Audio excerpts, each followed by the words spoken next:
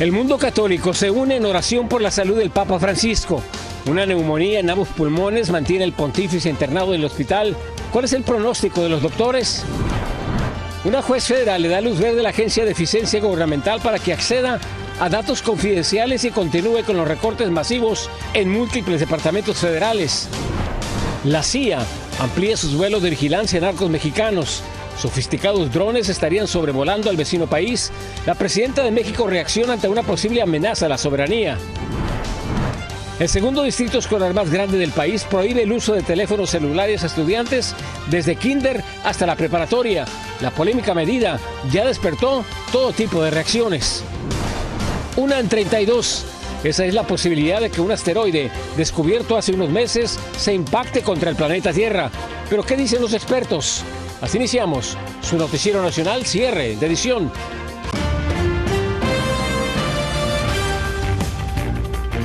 Muy buenas noches, bienvenidos a su noticiero nacional, cierre de edición. Les informa José Armando Ronzas, gracias por estar con nosotros. Iniciamos con lo siguiente, con la actualización del estado de salud del Papa Francisco, quien en los últimos días ha sufrido un serio deterioro progresivo. Lo que comenzó como una bronquitis el viernes, hoy se ha complicado en una neumonía en ambos pulmones. Laura Ortega nos tiene detalles del declive de la salud del sumo pontífice y la que expertos aseguran es muy delicada. El diagnóstico llegó tras una tomografía torácica realizada este martes que mostró una infección en ambos pulmones. Debido a la gravedad del cuadro, los médicos han ajustado su tratamiento con antibióticos y cortisona. El Papa fue ingresado el viernes en el Hospital Gemelli tras varios días con problemas respiratorios. En un principio, los médicos lo trataron por bronquitis, pero su estado se complicó con el paso de las horas.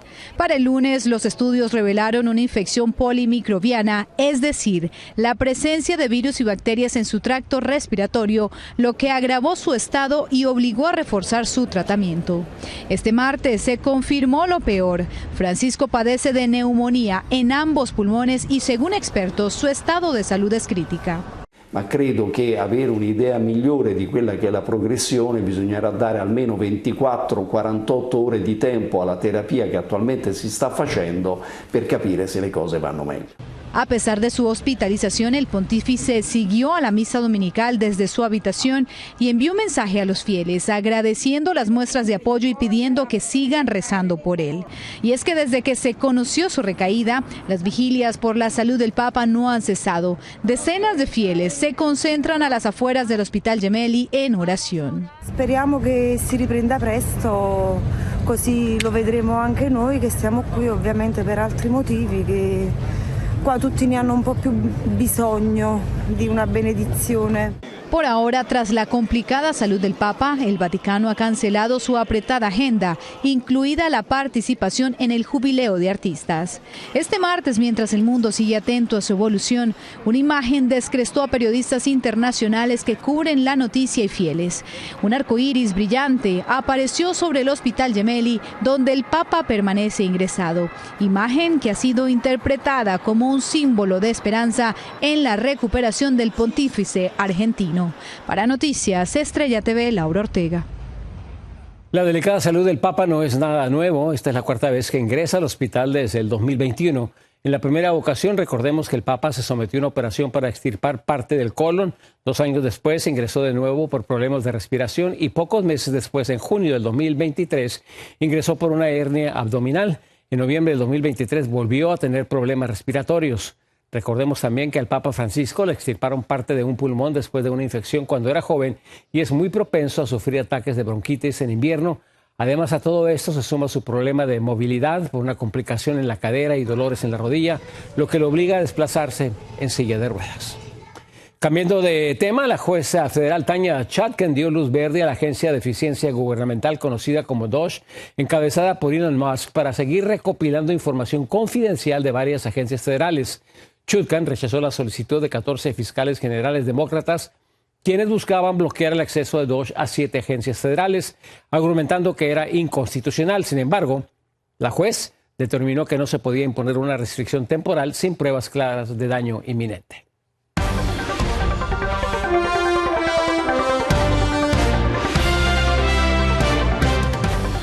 Luego de la decisión de la juez Tanya Chutkan, Elon Musk y su agencia Doge enfilan sus esfuerzos de reducir las agencias gubernamentales en múltiples frentes. Esto es lo que sabemos. Buscan recortar el departamento más grande del gobierno, el Pentágono, en donde trabajan alrededor de 3 millones de personas, incluidos civiles y personal militar. También estarían buscando acceder a la información de millones de contribuyentes del IRS, misma situación en la Oficina del Seguro Social, en donde la jefa interina presentó este martes su renuncia tras los intentos de Doge de acceder a datos confidenciales. Y para ampliar más sobre esta polémica en torno a la agencia encabezada por Elon Musk, ya se encuentra con nosotros en Frente a Frente nuestro analista político Ricardo Brown. Ricardo Brown, ¿por dónde empezamos con Elon Musk y con Doge y todos estos esfuerzos que supuestamente deberían de tener mucha transparencia, pero no hay ninguna responsabilidad por la parte de nadie? Yo creo que todos creemos en la transparencia en el gobierno federal, y tiene que haber transparencia también en estas actividades que está llevando a cabo este departamento que verdaderamente no ha recibido confirmación por el Senado. Después del presidente Trump, la persona más poderosa en política en Estados Unidos en estos momentos es el señor Musk, que no ha sido ratificado por el Senado, como han tenido que pasar todos los miembros del gabinete. Hoy, esta noche, precisamente durante el día, el Senado aprobó al nuevo secretario de Comercio, el señor Lutnick, después de haber sido interrogado, después de haber tenido que responder a las preguntas. El señor Musk no responde a nadie, simple y sencillamente al presidente de Estados Unidos. Esto es algo que creo yo es inédito en la historia de nuestro país. ¿Elon Musk es empleado de quién? Que no me queda claro. A mí tampoco me queda claro. El presidente acaba de decir la administración en uno de los procesos judiciales en que se está desafiando todo este poder que se le ha otorgado, que no dirige este departamento de eficiencia gubernamental. Verdaderamente, yo tengo que confesarlo, no sé exactamente cuál es el poder que tiene el señor Musk.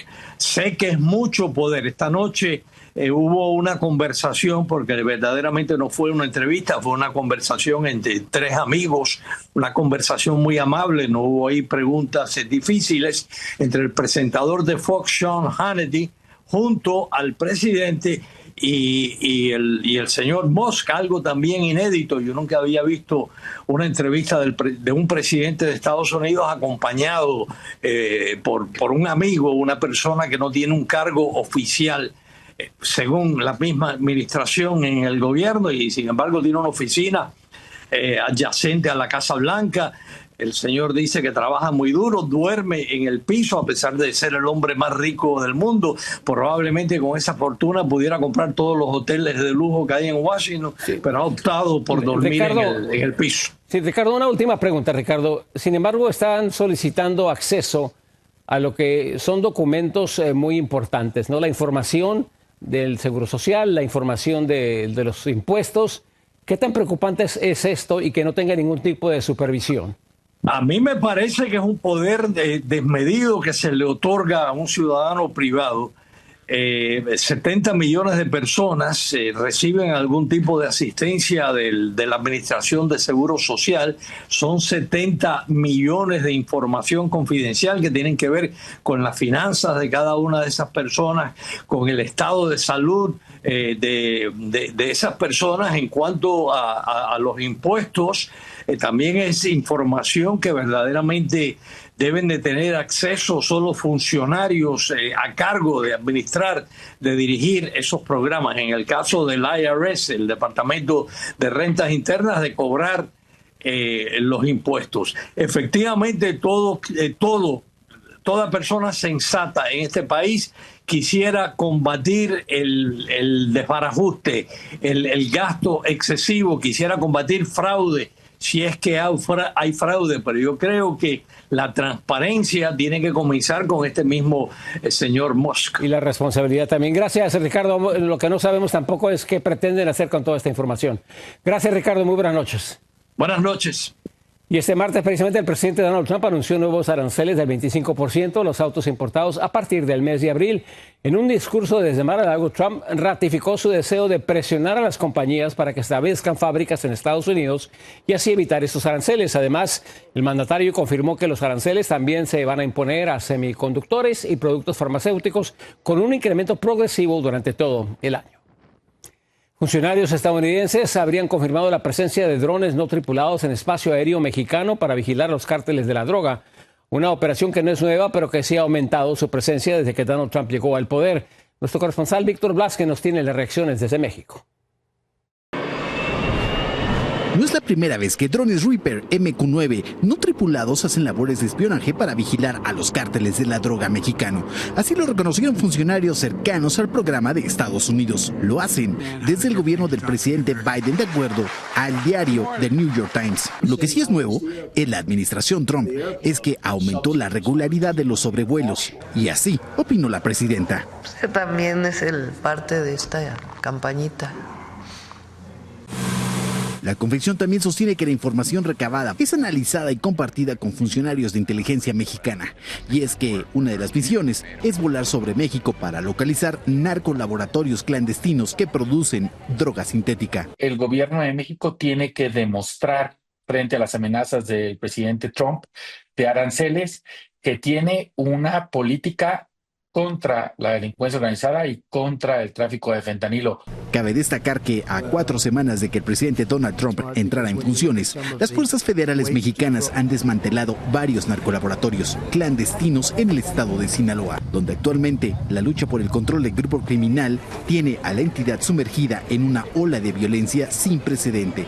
Además, el cártel de Sinaloa está en la mira para combatirlo por parte de Estados Unidos. O sea, la cooperación en el discurso actual parece ser que lo están mandando hacia un elemento de intromisión y no lo es.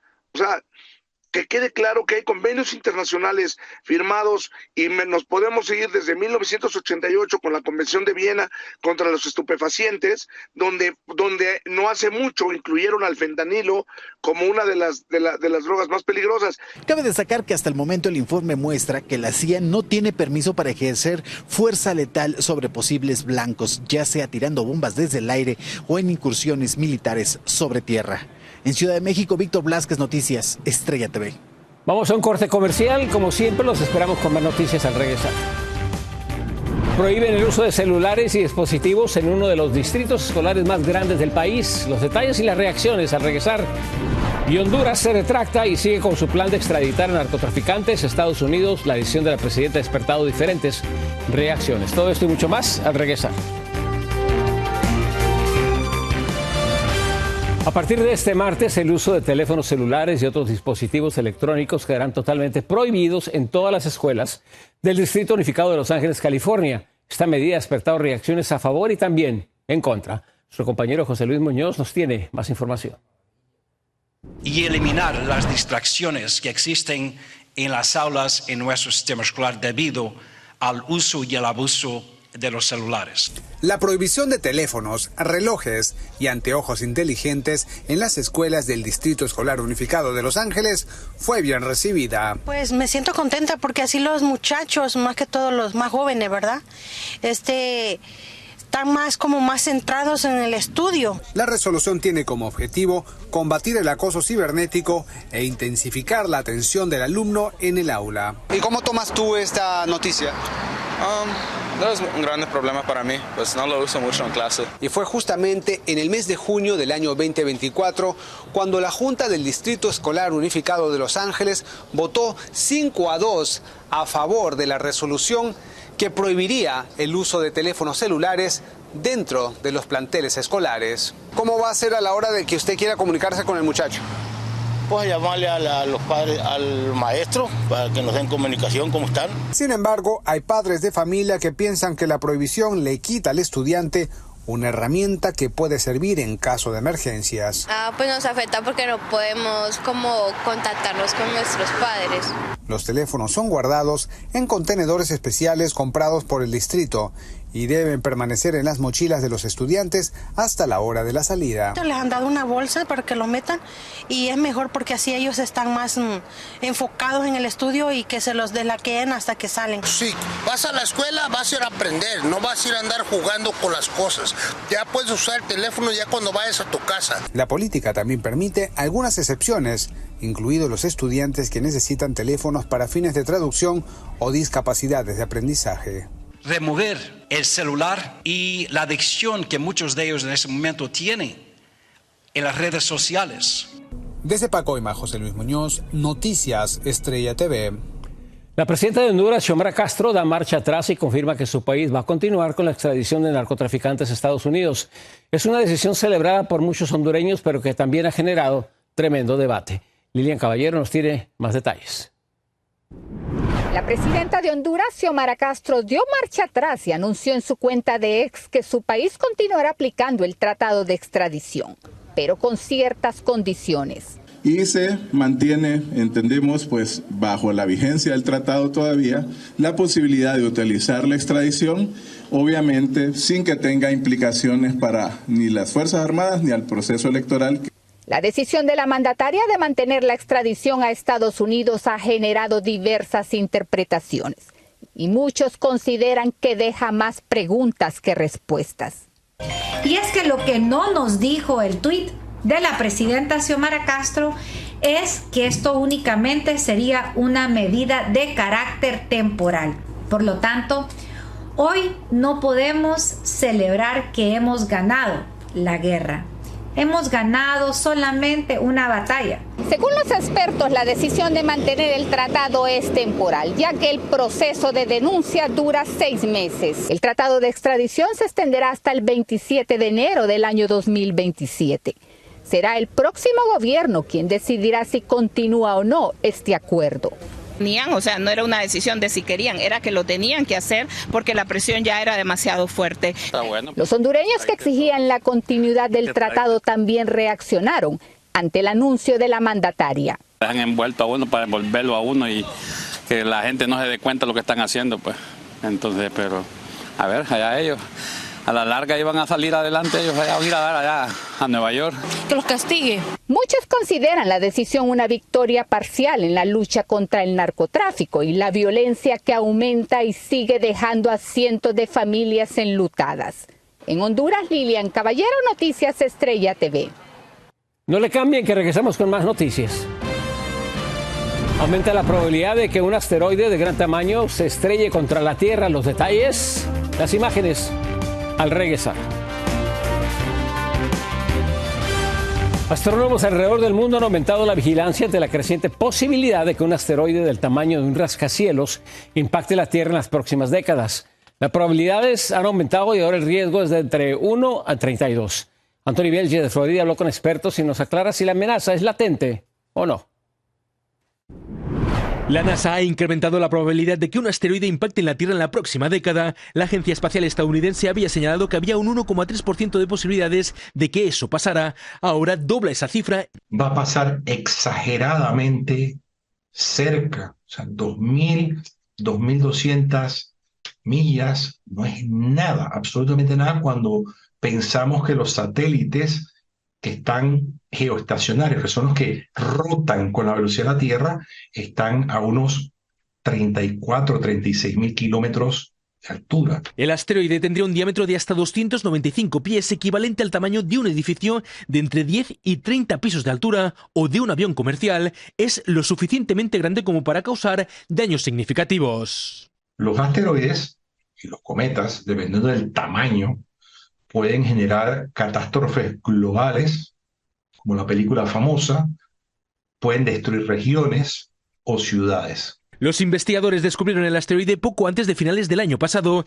y aún se están analizando tanto su tamaño real como los componentes que forman parte de esta gigantesca roca que cruzará por nuestro sistema en los próximos 10 años. Lo que hemos podido aprender a través del estudio de asteroides es que son partículas que se han aglutinado por la gravedad.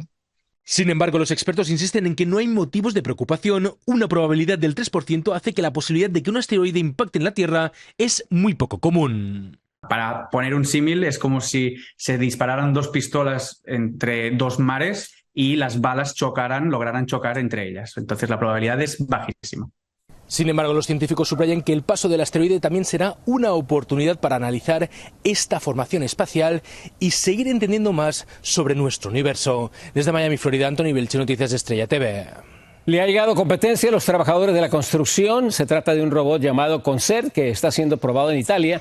Sus creadores dicen que es capaz de realizar tareas como perforación, lijado y transporte de materiales pesados, aunque suena como una amenaza para los trabajadores. Al parecer está creando solamente para aliviar la carga y también para hacer el trabajo más fácil. Así que no es una amenaza. A continuación, Alexandra Stercios les presenta Noticiero 24 Horas. Yo soy José Armando Ronsta. Los esperamos mañana en su Noticiero Nacional, cierre de edición. Muy buenas noches.